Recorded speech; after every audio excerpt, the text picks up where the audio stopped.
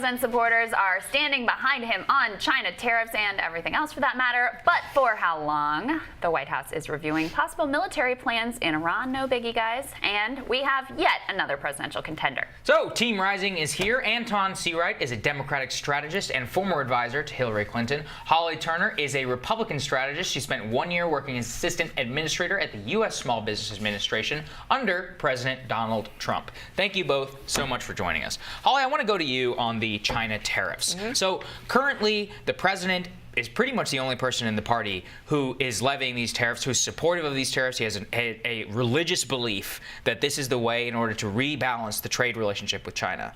Now, Crystal's question is, and I think this is fascinating, I think this is the fascinating part of the debate. What would it take for Republican senators to actually break away? Well, I think we see right now, progress actually being made, right? So, and if not now, when? Just wait. If not now, when? The president we've had the tax plan. We've had unemployment is low. The economy's doing great. So if not now, when? No other president in the recent past few decades has been willing to possibly sacrifice their own political gains in order to have it. But wait, Crystal, my question is it's a long different, game, and that's the thing that's But here's the thing: if let's imagine alternate universe where Bernie Sanders is president. If he was doing this exact same thing, Republicans would be losing their minds. So that's why they're not in the White House. This is the end of times. This is terrible. That's why Chuck Grassley is not in the White House and Donald Trump is.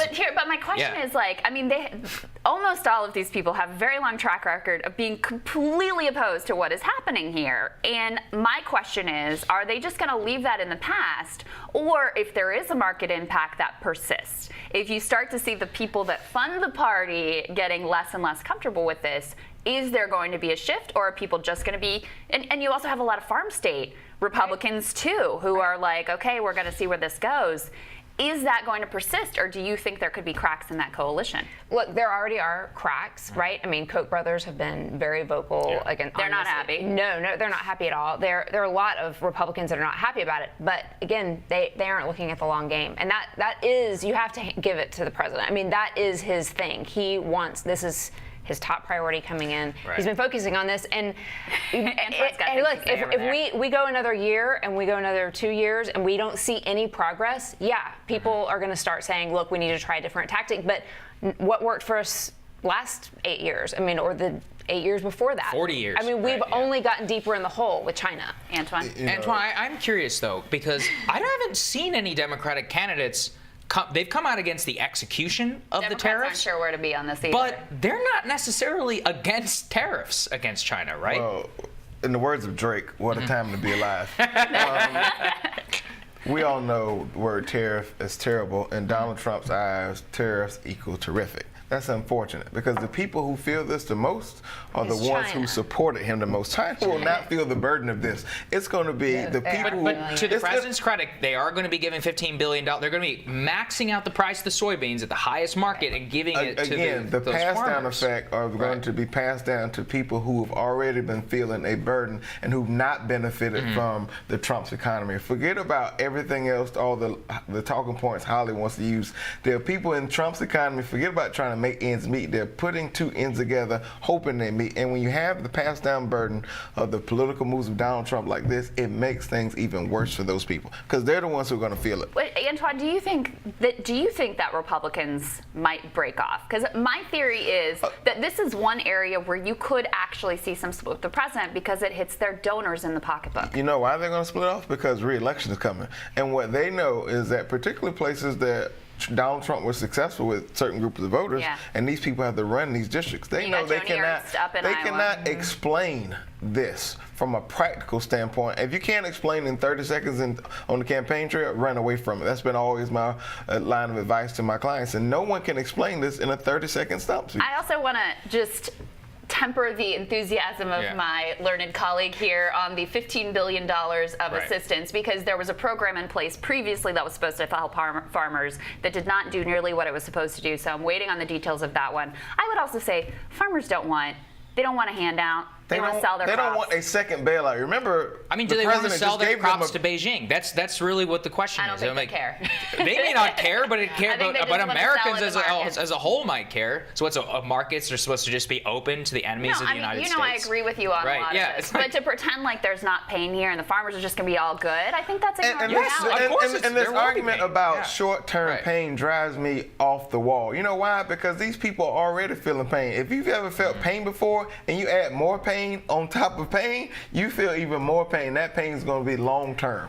All right, and I Holly. think Republicans are pressing the ignore button. We got more Let here. me ask you about another thing that's going on in the world. So, New York Times is reporting that Acting Defense Secretary Patrick Shanahan presented a plan that would send 120,000 troops to the Middle East should Iran attack American forces or accelerate work on nuclear weapons. This is apparently at the behest of who else?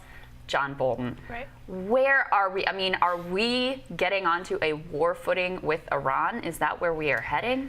Look, nobody wants to go to war. John Bolton doesn't want to go to war. He doesn't. This is this is us showing our strength and sending a strong message to Iran. This is not the Obama administration where we telegraph absolutely everything we're thinking. We're trying to.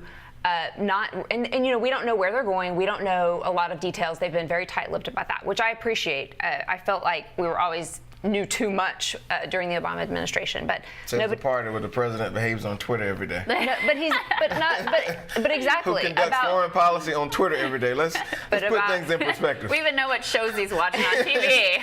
Let's put things in perspective. Fox and Friends, I'm looking at you. Well, it is a deterrent effect, and I think that's what you're getting at, yeah. which is that the leak of this is quite obviously timed for the 120,000 number is meant to shock. I think the question, Antjuan, is that going into this, I have, again on Iran, I'm so fascinated because I don't see people actively saying we should go right back into the Iranian nuclear deal amongst the Democratic candidates. There seems to be kind of a, we'll criticize the Trump administration, and this is what it always is, on execution. But on a policy front, where do the candidates fall, and where should they fall? Well, you're assuming that the message of the day is being driven by policy. I don't think it is, because the president has allowed the message to be driven by personality, and that's number one. And number two, if you really look at what's on the hearts and minds of voters, sometimes it's not these issues that those of us who are inside the bubble talk about. It's all quality of life issues, the things that make people go to bed at night worrying and wake up in the middle of the night because they still can't find an answer. And that's why I don't think, to this point,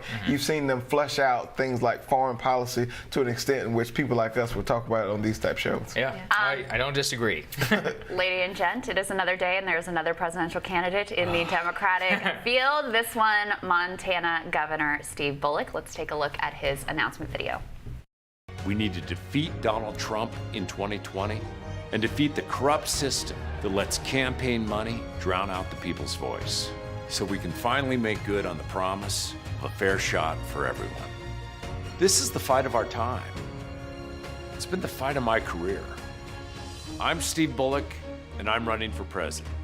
With your help, we will take our democracy back. Antjuan, you on the Bullock bandwagon? Hashtag Bullock bandwagon? No, I'm not. Look, here we grow again in the Democratic Party. I'm not sure why he did not run for the U.S. Senate. I think that we all have a role to play within our party, and this idea of everyone running for president to raise their profile, raise an issue, or raise a region of the country, I think it could come back to haunt us long term. I think he was a great governor, but every great governor will not make a great candidate for president. I think yet to be determined. Let me make the case for Mr. Bullock, since Antjuan's not going to. He would say, and I thought this video was pretty well done. He's a Democrat in a state that went for Donald Trump 20 points, right? If you're concerned about electability, right, I'm your guy. I can win over some of these Trump because I've done it myself. Yeah, but I mean, Montana is its own place. It is not representative of the rest of the country. I mean, those are very independent-minded voters there. I mean, obviously, they voted for Trump and for Bullock, and there was a little and John Tester. Yeah, and there was a little and there was some chaos around that governor's race. But I think that is what he's basing his decision on. Yeah. But ultimately, he just wants to raise his profile. But is that a selfish move for him to make? Well, I would tell you this. It is no secret that African-American voters will decide who our nominee will be. And the fact that he's getting to the game post-Joe Biden entering the race says one thing. And then the second thing is, while everyone's talking about the general election, I believe in the Southern adage, you should crawl before you walk. Crawling today means getting through the Democratic primary. And I'm not sure, and I'm not doubting him, but I'm not sure that the pathway will be easy for him to get through a Democratic primary, because if you ask what a voter in Montana and a voter in God's country, South Carolina, have in common, the answers would be probably not much. Well, I'm glad you said that, Antjuan. We actually have a new poll out by the Post and Courier, South Carolina, and what they broke it down by race. Huge stark difference between white and black voters. We have Biden with 38% of white voters and Buttigieg with 18%. But when you bring that down to black voters, it's Biden with 58%, then Sanders with 15%. Buttigieg is at the bottom with 0%. Ouch. 0. Well, I'm not surprised. Let me tell you why I'm not surprised.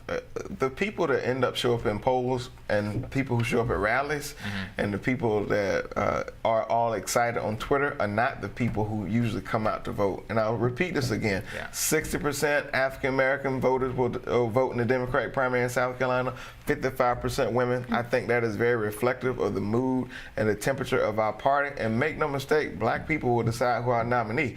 While this poses a crisis, I think, for the mayor, however, I think it's a real opportunity for him to really get to know African-American voters, not just in South Carolina, but across the country, because whoever wins South Carolina will be well on their way to the nomination. Why don't they trust him? I don't think it's about trust. I think they just don't know him. And we assume that because he's rising in some of these national polls, the only polls that really matter are individual state polls. And what this poll tells you is that South Carolina is rightfully battleground, ground zero in this primary, because no other state are we talking about the significance of the African-American vote other than South Carolina. Right. Well, but I do want to point out that sample size in that poll was extremely small, and it is very early. So a lot of those numbers are going to be, there's a big margin of error for that poll. And so a lot of those, obviously Biden is probably at the top of those polls. So yeah, I mean, the margin can be many things, but there's an enduring story here that the voters, the majority of voters in both races in South Carolina trust Joe Biden. Right. Yeah. Well, it's about history. They know Joe Biden. It's about history. It's about a track record. And if you point to the body of work that Joe Biden has done in South Carolina and for African American voters, you will see why he enjoys the love and affection that he does. If you do the same thing for Mayor Pete, most people can't point to his body of work, particularly as relates to African American issues, other than the negative stories we've seen during this time. Even African Americans in South Bend are not particularly thrilled with Mayor. But let me ask you, I mean, there's another mayor in the race, former Mayor Cory Booker, now Senator Booker. Why isn't he getting more love here? And what do you think of the fact, I mean, we got two old white guys that are at the head of the polls. I don't think people would have necessarily predicted that going into the Democratic primary, especially given how important the African American base is going to be. What's going on here? Well, I think to this point, most polls that we read about or hear about are all name ID polls. Bernie Sanders has never stopped running for president from 2016, so he enjoys a set of love and affection. And Joe Biden just has a long-standing history, and people can't underestimate the fact that he was Barack Obama's vice president for 8 years, and he was a very loyal soldier. He carried the water. He worked with members of the Congressional Black Caucus. He made his rounds during the midterms, one of the most requested surrogates, even in battleground districts and places where Democrats had to be successful. So you can't underestimate of his track record and his body of work. But it's one thing that's really interesting is of all of these 22 now, I think, candidates in the presidential race, how many are the Democratic primary, how many of them are either from the South or can relate to the South? I mean, I'm Texan, so I consider myself a Southerner, and I look at this field and it's all Northeast, West Coast, like there's nobody really there. I mean, Biden comes the closest of that group, and the South is important. I don't even know if it's a national figure. It's the fact that he can go anywhere and campaign for Democrats everywhere, and not many people who are on that list running for president can do that.